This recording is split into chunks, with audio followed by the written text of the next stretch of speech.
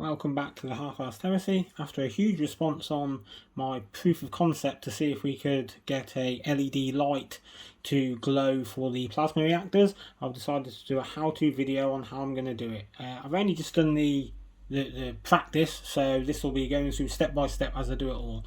So the plan is, remove Allen for the moment, and fire starter marine, to take one of these, not this one because I want to destroy it, and see if we can't fit a LED neon strip light in to see if we can get some cool lighting effects. So that's what this video is all about. So first thing first, what do we need? Obviously the plasma reactor comes in two halves. It comes with extra bits, but we're not going to concentrate on them right now. That's what we're going to convert. Needle files, these are jewellery ones, Draper, any will do though. A hand drill. I'll go into more detail why I've picked that over a powered drill later on. And the LED strip itself. I bought a load of these from AliExpress. Check the video I link in the description where I show where I bought them from. They have three settings: on, slow flash and high flash. I've got magnets as well because I might magnetise it in case we need to get inside, but I don't think I'm going to be able to put the batteries in there. There's no room like I did with the alchemite stack, which I magnetised to have access to, but we'll see how it goes. I might not magnetise it. Oh yeah, get yourself a dental pick set, cheap as chips, good for clearing out extra fluff and plastic from holes that you've hand drilled. Okay then, time to start drilling. I've done a few already. That's where you're going to want them to do. Get the drill that's relevant to the size of the LED, and carefully, of course, safety first. Can you see? Hand drill into there. The reason I didn't crack my Dremel out was, as you know, if you use a Dremel it heats up quite quickly, and the plastic you're going to be left with is quite thin. I've got a funny feeling it would melt through the bits that you want to leave in. So drill through, make sure you go through back and forth a few times to clean through. And there you have yet another hole. So what I'm going to do is I'm going to go all the way down here with them and come back when it's done. Right, with all the holes drilled, you need to do some tidying up now. So first things first, get your circular file, and I'll be going through each of them just to smooth it off. Be careful not to go too far. And when you do get it smooth, moving more smoother, go push down onto it so you can make an angled indentation. It'll make it easier for getting the LED strip through there. Sorry, my hand's in the way. So push it that way to extend the circle so it's easier. The other thing is, now that you've drilled, on the other side is going to be an absolute mess, so I'm going to take a couple of seconds tidying this up because it'll make your job easier putting the LEDs through.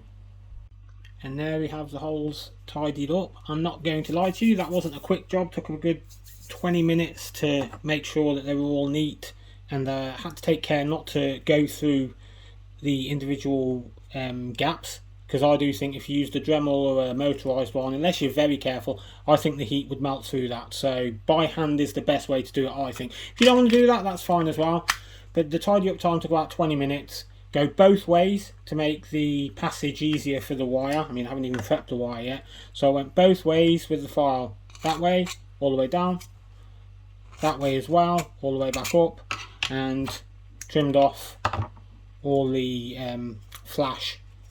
And it's worth doing because I think that'll make it easier in the long run. So those are done, the tidying's ready, just to show the mess that it did make. So yeah, it was, I won't be one of these videos that say, yeah, this is going to be done in 5 seconds. No, it took a bit of time to get it ready, but on to the next stage. Right then, on to our second problem of the day. We have circular holes, and the strip itself, which is used for designing cosplay clothes, I think, has a beading on that is used to sew it onto seams. Can you imagine a Tron guy outfit for the 21st century? But yeah, so I'm going to carefully trim that off with a craft knife now, and hopefully get me a small thinner wire to work with those holes.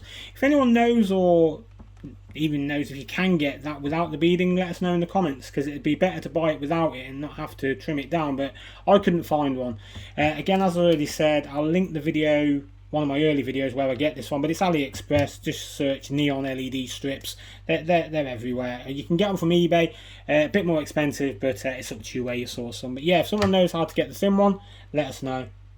Then an absolute terrible hatchet job of this. I didn't take as much care as I should have, but I've thinned it out now.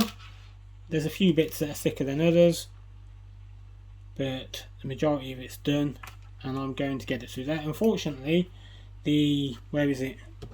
The little cap came off the end. I'm hoping that doesn't make any difference, but we'll see in a minute. That was on the end. Does that matter? Does any electrician people know? I don't know, we'll find out. But it's time to start the threading process, which is going to take a while, I reckon. Right then, first problem. I've got about halfway up. It's becoming almost impossible to thread it now. I'm going to take this all apart and skim more off this. I think it's very important to have this as thin as possible while the holes as large as possible. No dodgy entendre there. But I'm going to take this apart and then come back when I've restarted. Little addition. I've realised I didn't measure this or anything. It'll be interesting to see, does it reach the top? Is it long enough? We will find out.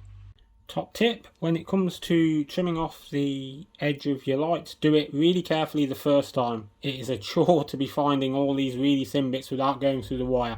So top tip, make sure you take all the time in the world to take it all off in one go at the beginning. Also, get yourself something similar in girth of the item. Get that round there to get it set a bit easier to handle. So I'm going to leave that for 30 minutes and then I'll restart. Well, the astonishing news is there is just enough to go around all the spirals with a little bit to spare, so you've got a little bit of leeway, but I don't know if it's actually survived the pulling and the pushing. Let's see. It has. So now is the tricky part of tidying this up, which I don't think is going to be as easy as I first thought.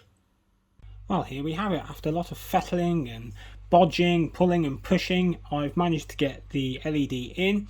It's only elastic band held together at the minute because obviously this is a proof of concept more than anything else, but Alan approved. There we have it. Have the flashing like that.